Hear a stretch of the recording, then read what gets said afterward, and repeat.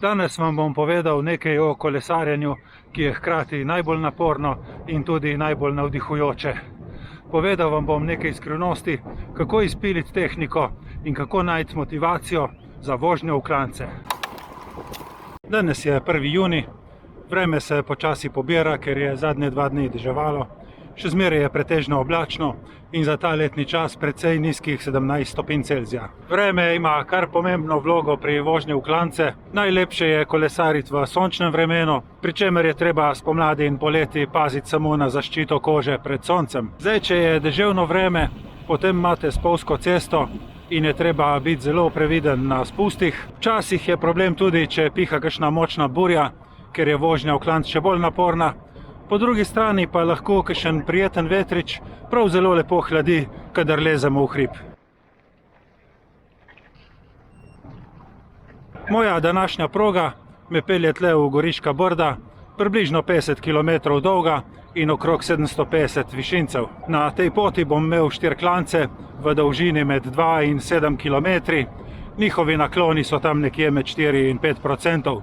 Skratka, prava poslastica. Če koga zanima, kje se vse jaz to vozim, bom dal od spodaj v opis videa link do moje Strave.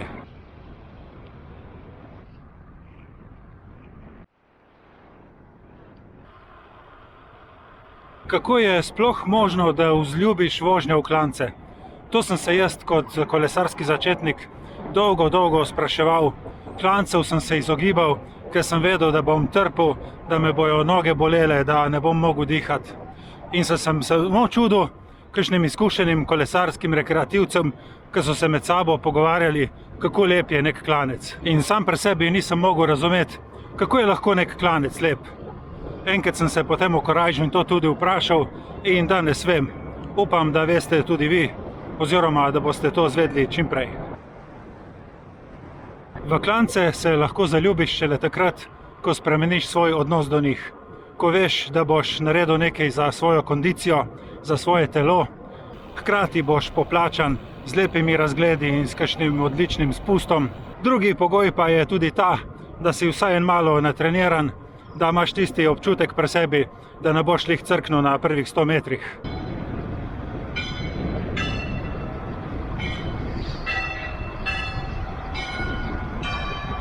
Če sem vam kakšen klanec kljub temu upira, je to mogoče samo zaradi tega, ker je prestrm, mogoče cesta ni lepa, ali pa na koncu niste poplačani prav z ničemer, tako da se vam zdi brez veze, da se samo matrate.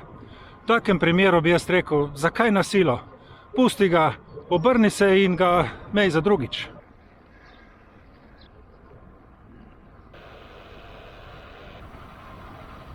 V osnovi se klanci med sabo ločijo po naklonu, po dolžini in po vrsti cestne podlage. Naklon praviloma merimo v procentih. 10% klanec pomeni, da se bo cesta na 100 metrih dvignila za 10 metrov. To je kar strmo, to ni za začetnike.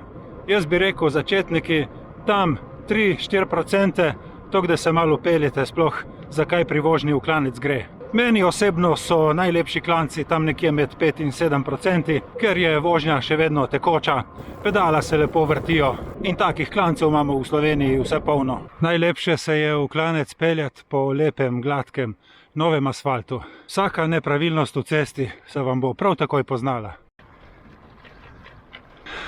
Da ne govorim niti o kakšnem makadamu, kjer specialko najbrž niti ne boste mogli iti, ker vam bo spodnašalo zadnjo gumo. In tudi, če boste šli z gorskim, vam bo vsak kamen, vsaka korenina jemala ritem in energijo. In potem je tukaj še dolžina klanca. Krajši, ko je, lažje ga premagaš, tudi če je malo bolj strm. Dolgi klanci te tam po 7-8 km izčrpajo, ne glede na to, kako lepi so nakloni.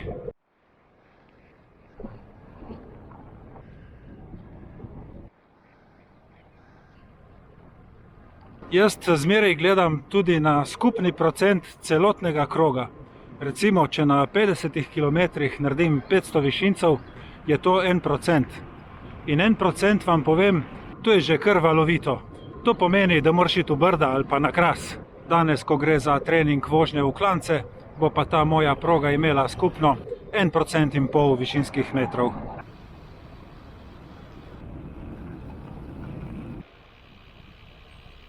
Zdaj sem prišel v Dobrovo, tukaj sem na vznožju tretjega klanca, ki je tudi jedro današnjega treninga. Klanec je dolg 6,8 km, dvigne se za 315 metrov, kar pomeni povprečni naklon tam okrog 4 %. Ta klanec ponuja veličastne razglede na komplet Goriška brda, na vrhu si pa poplačan tudi z enim lepim spustom. Po mnenju večine rekreativcev gre za enega najlepših vzponov v Brdih. Na Stravi je odsek poimenovan kot Salita dei Fruti, moj osebni rekord na njemu pa je 26 minut. In tukaj mogoče pridemo zdaj do tega, kaj to sploh je lep klanec. Lep klanec je tak, ki ni prestrm, da je lepo pedalabile.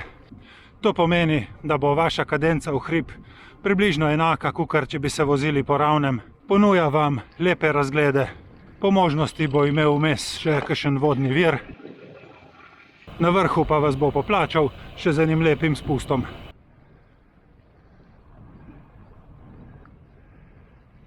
Pri vožnji v klance je pomembna tudi tehnika.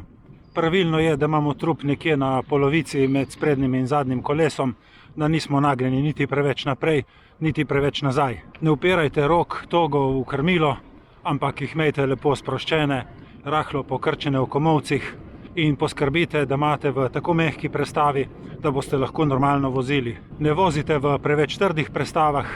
Jaz osebno celo, kadar vidim, da se naklon malo poveča, prestavim kar za 2 naenkrat navzgor, tako da malo pridobim na kadenci in da je vožnja v hrib lažja. Včasih, če prestaviš samo za eno navzgor, postane vožnja še zmeraj pretrda in potem ne gre nikamor več.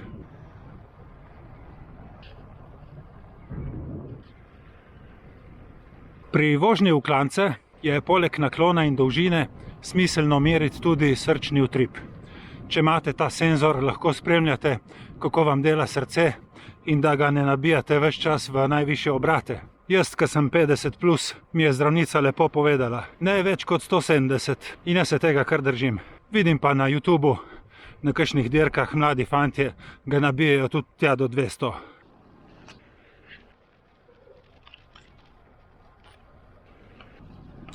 Druga taka stvar, ki se jo da meriti, je moč. Če imate power meter, mene ste gledalci na YouTubu že pred leti prepričali, da jaz tega ne rabim, tako da te moči ne merim. Ampak kdor to ima, lahko kaj pove o tem, kaj to pomeni, kako izgleda, čemu to služi in tako naprej.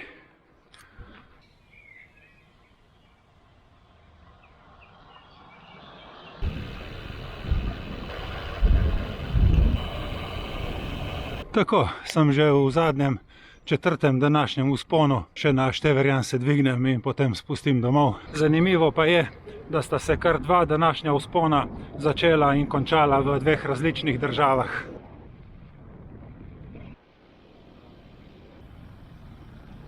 Če želite izboljšati svojo vožnjo v klance, potem jih pač morate enostavno trenirati. Začnete z lagoma, z nežnimi vzponi in ne predolgimi in potem počasi prehajate na bolj zahtevne vzpone. Ne zaletavajte se preveč v klance kar dan na dan. Vmes je treba vključiti tudi cono 2, mogoče kakšne intervalne treninge ali pa celo treninge za moč. Primerna prehrana in hidracija bosta izboljšala vaš performans, treningi vam bojo dali moč, vzdržljivost in izboljšali vaš srčno-žilni sistem. Trenirajte tako, da boste klance vzljubili, ne pa jih zasovražili.